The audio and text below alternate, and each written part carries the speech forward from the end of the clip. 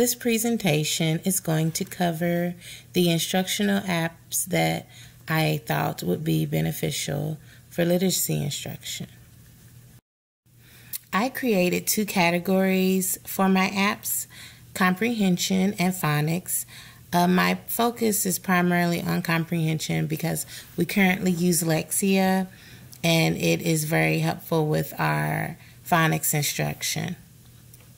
There are 4 apps for comprehension and 1 for phonics that I will cover today.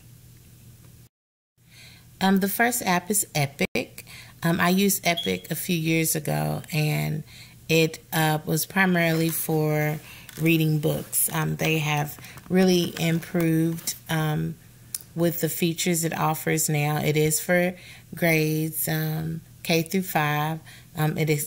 It's accessible on all devices. It's free. It now has progress monitoring. Students are able to take assessments, and it is customizable to students' reading level. This slide is basically a snapshot of the Explore screen. That is the little icon with the binoculars, and it allows students to view certain genres of text. I absolutely love that they have included a large array of National Geographic articles, which is great for students. Most of my students love reading about animals. The next slide is the roster screen, which is where you would be able to insert your classes, update your roster, create groups. I actually have that orange part highlighted where it says student summary. I like that because, of course, we create our reading groups at the beginning of the year, and you can organize those in this tab. It also gives you access to the assignments you created and how your students did, as well as quizzes. The next app I am going to cover is Poplet. This one is for grades K through 12. It is also accessible on all devices. It is free, but it only allows you to create 10 Poplets. The good thing is educators actually receive a discount for group rates. So the annual rate for students would be $2 per student, but that's up to $50. If you wanted to buy, subscriptions for more students, the price is cheaper. I think the lowest is 75 cents per child, up to 1,000. So that's a great deal. That's something I would definitely talk to my principal about purchasing. The first screen I wanted to show you was some examples of Poplets that have already been created, and it just shows you the versatility of the app and how you can use it for multiple functions. There's some parts of speech ones. There's also one that says Letter to Santa. So the teacher actually went in and created the format of what the letter should include, and students will be able to actually fill those boxes in. So it's very versatile. The next screen I wanted to show you was where I actually went in to create my own. And this is actually what I'll probably use for teaching RL 2.3, which is character response to events. I like that I am able to, make it as detailed as I want, give them as much information as I want. And they also have the autonomy to create their own Poplets, however they want to organize them. That's the good thing about it. I actually wanted to insert this last box at the bottom right corner of the screen because I wanted to highlight all the features you can include in each Poplet. So you can type, of course, you can draw and write, and you can also insert pictures. So it's very useful for multiple purposes. This app would be good for creating graphic organizers like main idea, compare and contrast, like Venn diagrams, T-charts, and stuff like that. So this would be a great app to use for reading instruction. The last page I wanted to show you was where you would go if you were to add your students. I forgot to go over that feature on the last slide.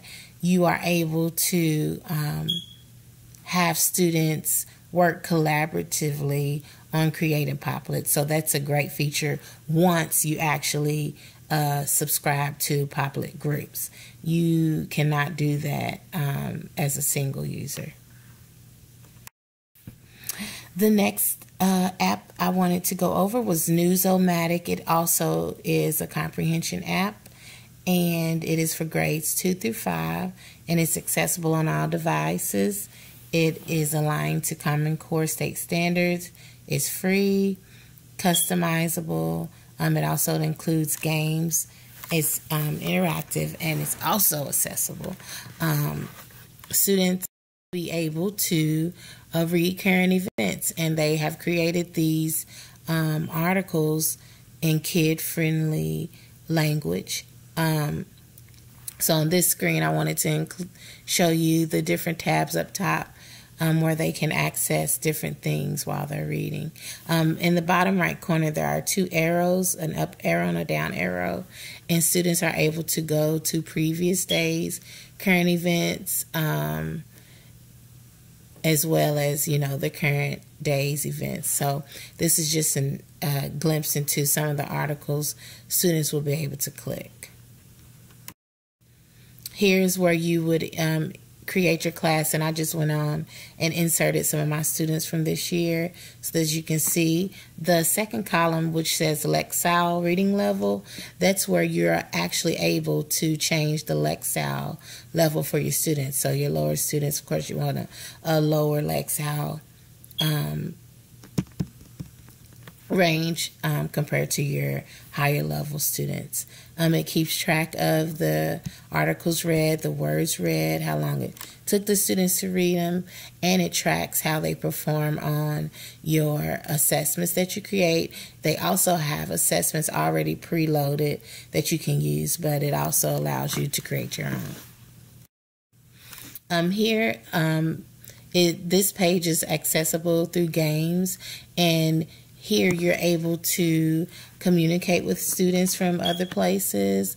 They can also write to the editor Russ. That's what it says, click to write to Russ, just so they can give their feedback and input on the articles, things they liked, things they didn't. I thought that was a cool feature. Another feature is click to draw. They can draw as well as insert pictures. So these are some other interactive things they can do with this app. The final comprehension app I wanted to go over was Lightsail. It is for grades K through 12. It's free for students. Where I found the app, it said it was free, but when I researched it, it looked like it has some additional costs for subscriptions. But it is a very beneficial app. So I'm definitely going to look into seeing if we can get it approved. It's interactive, engaging, customizable.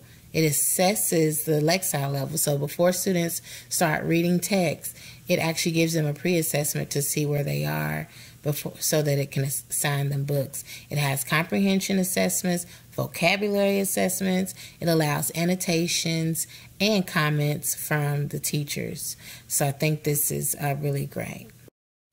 This is the home page for a teacher. So you would see the text of your students. You will also see, it says class feed, and that's the green section. So you can track the student's activity. And in the last column to the right, it says progress. So you can monitor your students' progress based on what they're reading and how they're performing on the assessments. They can do multiple choice assessments, short answer response assessments. You can create your own, and they also already have them pre-programmed. The next slide is just what the students would see. Their text would be listed over there, and the green lightning bolt in the books are those text that the program selects that is in their zone of proximal development. So I thought that was pretty neat. So students know which text they should definitely read.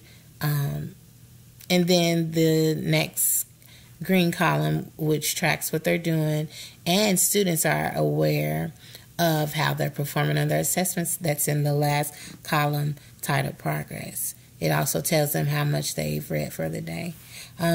This is definitely an app I would love to implement. I like all of them, but this one seems to have a lot of the bells and whistles, so to speak. My last app I'm going to cover is Articulation Station.